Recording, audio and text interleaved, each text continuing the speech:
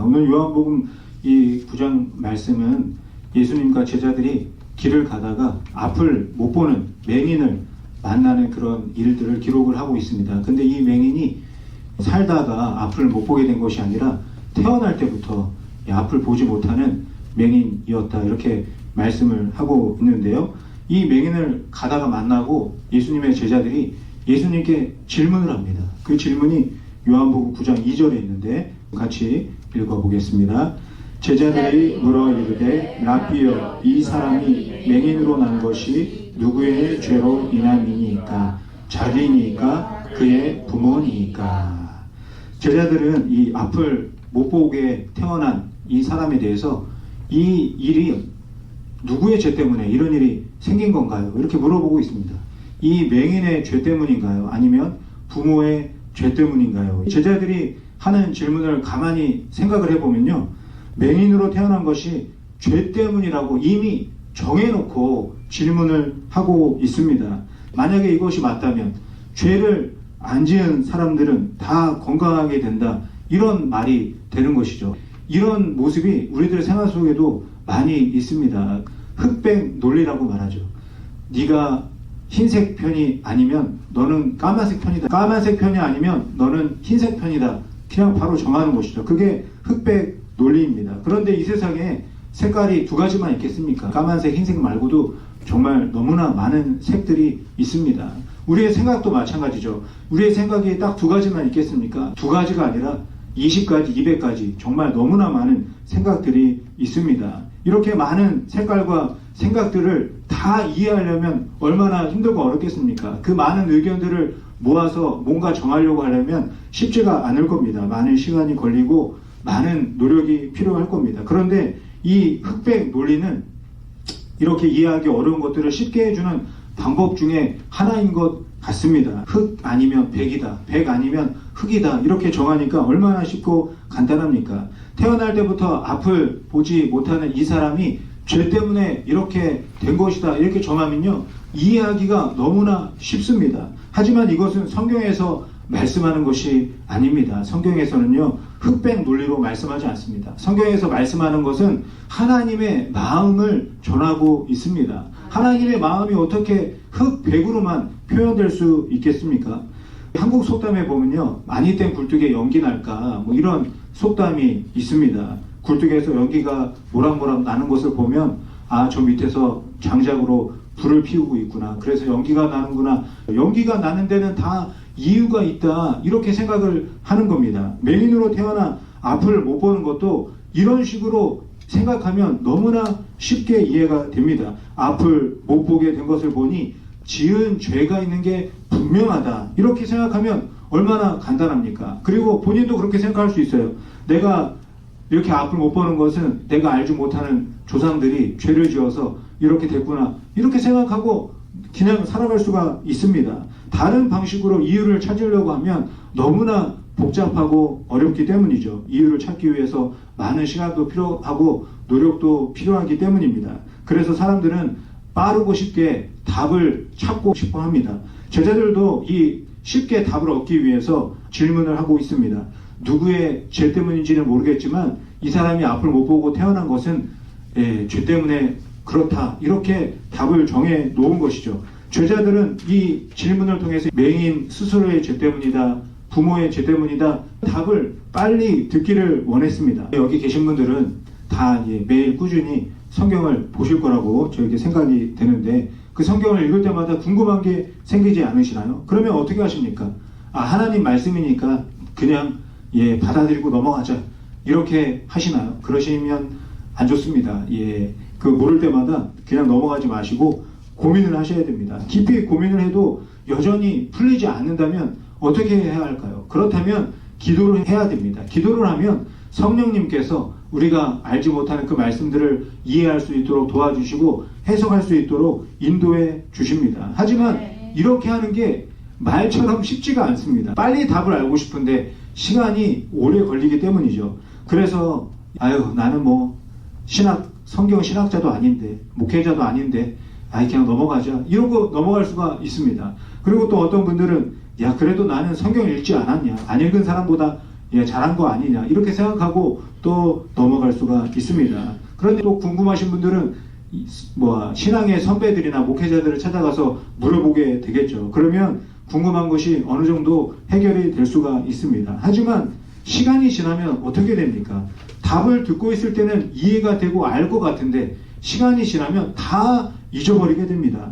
내가 고민하고 내가 생각하고 내가 기도하고 내가 씨름하고 이런 과정을 생략하면 편하고 좋을 수는 있지만 금방 잊어버리게 됩니다. 그래서 빨리 답을 아는 것보다도 이런 과정을 거쳐서 답을 찾아가는 것이 아주 의미가 있습니다. 그 과정을 통해서 진리를 깨닫고 그 진리가 내 마음에 새겨져서 내가 믿음의 사람으로 성장하기 때문입니다. 아멘. 그 시간이 결코 헛된 시간이 아닙니다. 예전에 뭔가 모르는 게 있을 때는 도서관에 가서 내가 궁금한 거 책으로 찾아보고 그랬어요. 그러면 시간이 너무 오래 걸리지 않나요? 그래도 그렇게 답을 찾았습니다. 그런데 요즘에는 어떻습니까? 모르는 거 생기면 그냥 바로 검색을 합니다. 그러면 금방 답을 얻게 되죠. 그리고 요즘에는 검색도 알아서 해주는 인공지능이 있습니다. 또 우리가 모르는 길을 찾아갈 때도 마찬가지잖아요. 제가 어렸을 때 생각해보면요. 지금 내가 여기가 어디고 어디를 지나서 저기까지 가는구나 지도를 펼쳐놓고 그렇게 길을 찾아갔습니다. 가다가 또 길이 헷갈리면 지나가는 사람한테 여기가 어딘가요? 물어보면서 이 길을 찾아갔습니다. 그런데 요즘에는 어떻습니까? 모르는 길도 그냥 바로바로 찾아갑니다. 그런데 어떤 문제가 생기냐면요. 내비게이션이 없으면 내가 지금 어디에 있는 건지 어디를 가는 건지 너무 당황하게 되는 그런 일들이 생기게 되는 겁니다. 왜 그렇겠습니까? 내가 옳게 가고 있는 것인지 내가 제대로 알고 있는 것인지 고민하는 과정을 잃어버렸기 때문에 이런 일들이 생기게 됩니다. 지난 주일에 저희가 예배를 마치고 소그룹 모임을 했을 때 성선설, 성악설 이런 것을 물어보는 그런 질문이 있었습니다. 그 질문을 왜 하겠습니까? 둘 중에 하나라고 딱 정해주면 얼마나 이해하기 좋겠습니까? 그렇기 때문에 질문을 한 것이라고 저는 생각이 들어요. 하지만 잘못 정했다가는 그 틀 안에서 잘못된 답을 찾는 그런 실수를 할 수가 있습니다. 죄를 지어서 앞을 못 본다는 이 잘못된 틀을 제자들도 가지고 있었습니다. 그렇다면 앞을 보고 있는 사람들은 다 의인이 되는 그런 실수를 하게 되는 것이죠. 내가 죄를 안 지어서 또 우리 부모님이 의롭게 잘 살아서 내가 지금 앞을 보고 살고 있구나 이렇게 되는 겁니다. 이런 제자들의 질문에 예수님이 뭐라고 말씀을 하십니까? 요한복음 9장 3절 앞부분에서 말씀하는데 우리 같이 읽어보겠습니다. 예수께서 대답하시되 이 사람이나 그 부모의 죄로 인한 것이 아니라. 예수님이 죄 때문이 아니다. 이 사람 죄도 아니고 부모의 죄도 아니다. 이렇게 말씀합니다. 이 말씀을 듣고 제자들은 깜짝 놀랐습니다. 지금까지 생각하고 알고 있었던 것을 예수님이 아니다. 이렇게 말씀하시니까 너무 놀랐죠. 그리고 예수님이 더 놀라운 말씀을 하시는데 요한복음 9장 41절에 기록되어져 있습니다. 예수께서 이르시되 너희가 맹인이 되었더라면 죄가 없으려니와 본다고 하니 너희 죄가 그대로 있느니라. 예수님이 뭐라고 말씀하세요? 차라리 보지 못했으면 죄가 없다. 그런데 본다고 하니까 너희는 죄인이다. 이렇게 말씀을 하고 계십니다. 정말 제자들은 충격이었습니다. 이런 일들을 통해서 예수님이 제자들에게 무엇을 알려주시기를 원하시는 것일까요? 우선은요, 여기서 본다, 안 본다가 어떤 의미인지를 알아야 합니다. 여기서 본다, 안 본다는요, 하나님을 보느냐, 하나님을 보지 않느냐, 이런 말씀을 하고 있는 겁니다. 그런데 하나님이 보이나요? 하나님은 보이지 않습니다. 그렇다면 이 말은 하나님을 찾느냐, 하나님을 찾지 않느냐, 이런 의미로 사용된 것입니다. 본다고 하면서도 하나님을 찾지 않는다면 죄인이고, 보지 못하지만 하나님을 찾으면 의인이다. 이렇게 예수님이 말씀하고 계시는 것입니다. 이 비슷한 말씀을요, 예수님이 십자가에서 죽고 부활하신 다음에 제자 도마에게 말씀을 하십니다. 요한복음 20장 29절 말씀 같이 읽어보겠습니다. 예수께서 이르시되 너는 나를 본고로 믿느냐? 보지 못하고 믿는 자들은 복되도다 하시니라.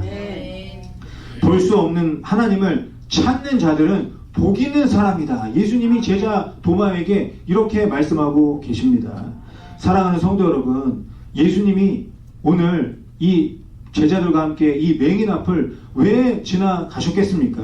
이 맹인이 태어날 때부터 보지 못했지만 좌절하지 않고 하나님을 찾고 있었기 때문에, 그래서 예수님이 이 앞을 지나가신 것이죠. 이 만남을 통해서 무엇을 말씀하고 계십니까? 선하게 태어났어도 살아가면서 하나님을 찾지 않는다면 악한 것이고, 악하게 태어났어도 살아가면서 하나님을 찾는다면 선한 것이다. 이렇게 말씀하고 계시는 겁니다. 이 9장 3절 이 앞부분에 이어서 예수님이 조금 더 구체적인 말씀을 9장 3절 뒷부분에서 말씀하십니다. 그에게서 하나님이 하시는 일을 나타내고자 하심이라. 이 사람이 이렇게 된 것은 죄 때문이 아니라 하나님이 하시는 일을 나타내는 것이다. 하나님의 영광을 위해서 이렇게 한 것이다. 예수님이 말씀을 하십니다. 이 말씀을 들으면 어떤 생각이 드시나요? 눈을 뜨게 돼서 하나님께 영광을 돌리는구나, 이런 생각이 들 수가 있습니다.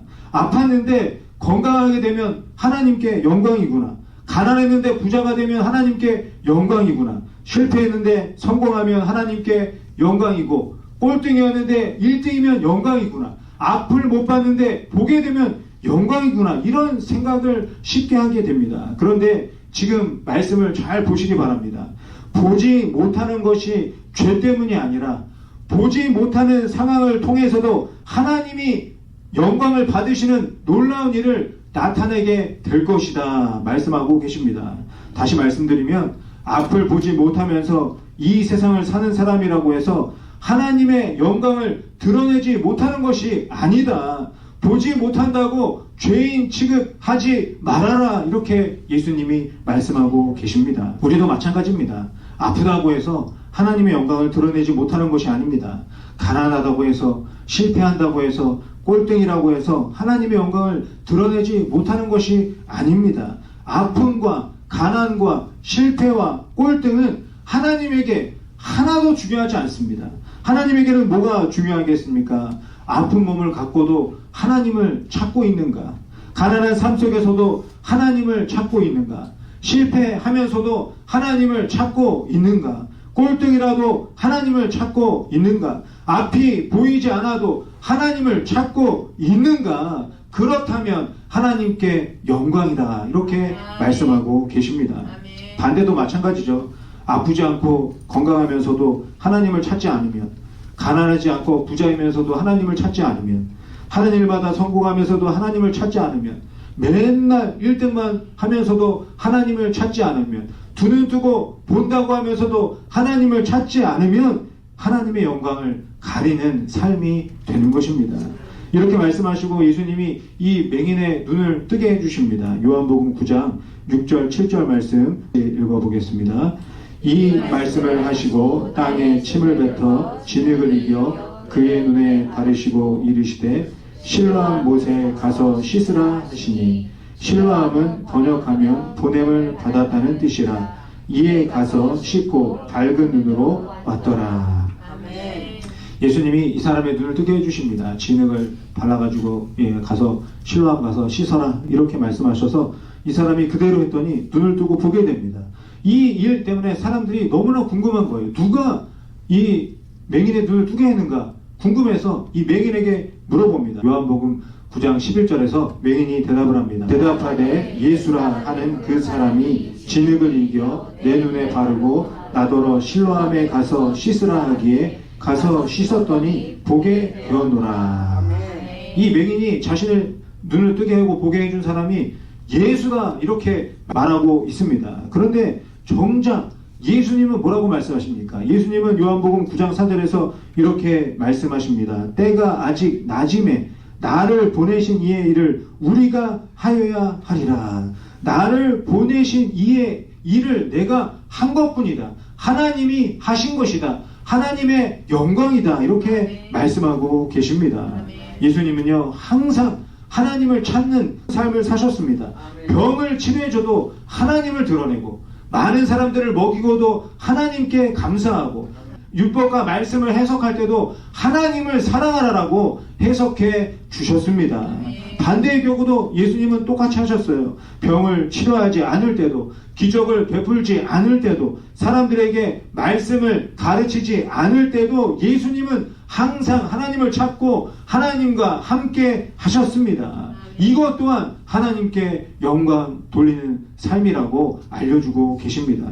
사도 바울이 고린도전서 10장 31절에서 말씀을 하십니다. 그런즉 너희가 먹든지 마시든지 무엇을 하든지 다 하나님의 영광을 위하여 하라. 이 고린도 교회는요, 사람들이, 제사들이 그 음식을 가지고 먹어야 된다, 먹지 말아야 된다, 이렇게 편을 가르고 싸우고 있었습니다. 흑백 논리 속에 빠져 있었죠. 그런 고린도 교인들에게 사도 바울이 말합니다. 먹든지 마시든지 무엇을 하든지 하나님의 영광을 위해서 하라. 먹어서 하나님께 영광이면 먹고, 먹지 않아서 하나님께 영광이면 먹지 말아라. 이렇게 말씀하고 있는 것이죠. 오늘 이 말씀을 저와 여러분의 삶 가운데 적용해야 합니다. 그래서 하나님의 영광이 되는 삶을 살아야 합니다. 내가 지금 보고 있고 말하고 있고 숨쉬고 있고 걷고 있고 뛰고 있으면서 하나님을 생각하면 하나님께 영광입니다. 내가 지금 아파서 누워있고 말할 힘도 없고 제대로 걷지도 못하고 뛰지도 못해도 하나님을 생각하면 하나님께 영광입니다. 이 교회도 마찬가지죠. 지금의 상황과 환경 속에서도 하나님을 찾고 하나님을 생각한다면 이 교회와 성도님들은 하나님의 영광이 되는 것입니다. 상황과 환경을 부끄러워할 필요가 없습니다. 하나님을 찾지 않는 것이야말로 부끄러운 것이라는 것을 우리가 기억해야 합니다. 먹든지 마시든지 많든지 적든지 좋든지 나쁘든지 어디에서 무엇을 하든지 어떤 상황과 환경 속에 있을지라도 하나님을 찾고 구하면 그런 성도와 교회는 하나님께 영광이 되는 줄 믿습니다. 사도 바울이 감옥 안에서 빌립보 교인들에게 편지를 썼습니다. 빌립보서 4장 11절부터 13절 읽어보겠습니다. 내가 궁핍함으로 말하는 것이 아니니라. 어떠한 형편에든지 나는 자족하기를 배웠노니 나는 비천에 처할 줄도 알고 풍부에 처할 줄도 알아 모든 일 곧 배부름과 배고픔과 풍부와 궁핍에도 처할 줄 아는 일체의 비결을 배웠노라. 내게 능력 주시는 자 안에서 내가 모든 것을 할 수 있느니라. 얼마나 은혜로운 말씀입니까? 그런데 이 사도 바울이 지금 어디서 이런 고백을 하고 있습니까? 감옥 안에 있어도 나는 부족함이 없다. 나는 만족한다. 감옥 안에 있지만 나는 모든 것을 할 수 있다. 감옥 안에서 뭘 어떻게 자족할 수 있겠습니까? 아무것도 없는데 뭘 먹고 배가 부를 수 있겠습니까? 감옥 안에서 도대체 할 수 있는 것이 무엇이 있겠습니까? 도대체 이게 무슨 말인가요?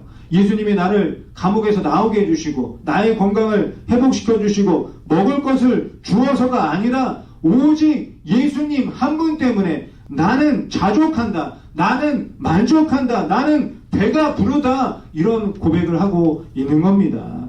예수님만 생각하면 기도가 절로 나오고 예수님만 생각하면 찬양이 절로 나오고 예수님만 생각하면 예배하고 싶고 예수님만 생각하면 어떠한 형편에 있든지 나는 모든 것을 할 수 있다. 이렇게 고백하고 있는 것입니다.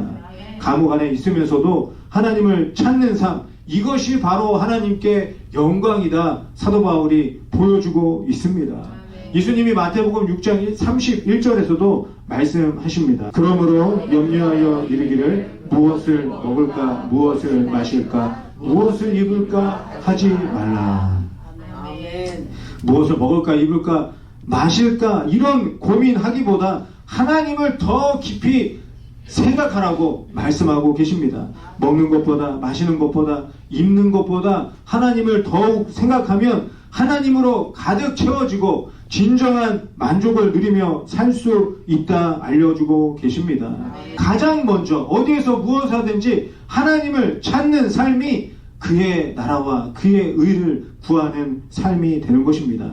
하지만 하나님을 찾고 구하는 이런 삶이 어떤 마법이나 또 수학 문제를 푸는 공식처럼 생각해서는 안 됩니다. 아무것도 채워주지 않고 아무것도 생기지 않으면 하나님 원망 불평하고 떠나고, 무언가 채워주고 주어지면 감사하는 그런 것은 신앙이 아니라 흑백 논리입니다. 우리는 있으나 없으나 사나 죽으나 오직 하나님을 찾는 그런 삶이 되어야 할 줄 믿습니다. 그런 사람에게 이사야 선지자가 하나님의 말씀을 대언합니다. 이사야 43장 1절 말씀 같이 읽어보겠습니다. 야곱아, 너를 창조하신 야훼께서 지금 말씀하시느니라. 이스라엘아, 너를 지으신 이가 말씀하시느니라. 너는 두려워하지 말라. 내가 너를 구속하였고 내가 너를 지명하여 불렀나니 너는 내 것이라. 너는 내 것이다. 너는 내 것이다. 이것보다 더 큰 축복의 말씀, 더 놀라운 은혜의 말씀이 어디에 있겠습니까? 나는 하나님의 것이기 때문에 항상 하나님이 나를 바라보고 계십니다. 나는 하나님의 것이기 때문에 하나님은 나의 조건이나 환경을 보지 않으십니다. 나는 하나님의 것이기 때문에 내가 건강한지 아픈지 부자인지 가난한지 성공했는지 실패했는지 1등인지 꼴등인지 이런 것을 보지 않으십니다. 이 교회가 얼마나 오래됐는지 몇 명에서 몇 명으로 늘어났는지 이런 것도 보지 않으십니다. 이런 것과 상관없이 나는 하나님의 것입니다. 이 교회도 하나님의 것입니다. 오직 내가 하나님을 바라보고 있는지, 하나님과 함께 눈을 마주치고 있는지, 하나님을 향해 서 있는지, 하나님과 함께 손을 잡고 보폭을 맞추어 함께 걸어가고 있는지 이것을 보시는 것입니다. 이는 나를 보시고 하나님이 너는 내 것이다 이렇게 말씀해 주시는 것이죠.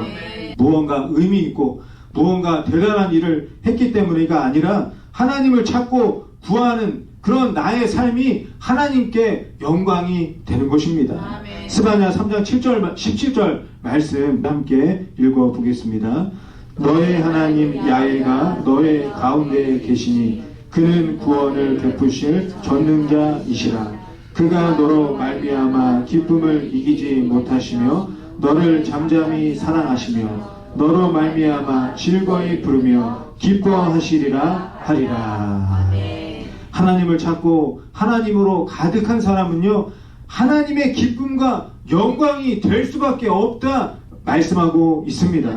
하나님으로 가득한 사람은 그렇기 때문에 말이 다를 수밖에 없고 행동이 다를 수밖에 없습니다. 표정이 다를 수밖에 없습니다. 숨기려고 해도 숨길 수가 없는 것이죠. 좋아하는 사람, 사랑하는 사람만 만나도 숨길 수가 없는데 하나님을 생각하고 하나님으로 가득하고 하나님만 사랑하는 사람의 삶은 어떠하겠습니까? 차원이 다를 수밖에 없는 것입니다. 사랑하는 성도 여러분, 맹인처럼 앞을 보지 못해도 하나님께 영광 돌릴 수 있습니다. 아무것도 가진 것이 없어도, 아는 것이 하나도 없어도, 심지어 죄로 가득한 죄인일지라도 하나님께 영광 돌릴 수 있습니다. 지금 하나님을 찾고 하나님으로 만족하고 하나님을 사랑하면 되는 것입니다. 지금 여기 이 자리에 있는 저와 여러분이 하나님께 영광이 되는 방법은 언제 어디서나 살아계신 하나님을 찾는 것입니다. 그러면 저와 여러분 그리고 이 교회를 향해서 너는 내 것이다 말씀해 주실 줄 믿습니다. 다른 사람을 보고 다른 사람과 비교하고 판단할 필요가 전혀 없습니다. 내가 하나님을 찾고 있는지, 내가 하나님으로 가득한지, 내가 하나님을 사랑하는지, 그래서 하나님께 기쁨이 되고 영광이 되고 있는지 나 자신을 돌아보시기 바랍니다. 그러면 나는 하나님의 것이 되고 나를 통해 하나님의 영광이 나타나고 그런 내가 모여서 우리가 되고 우리가 하나님의 기쁨과 영광이 되는 교회와 성전이 될 줄 믿습니다. 우리 모두 함께 한 분도 빠짐없이 하나님의 것이라는 이 놀라운 사실을 잊지 마시고 하나님께 영광이 되는 축복의 삶을 살아가시기를 예수님의 이름으로 간절히 축원드립니다.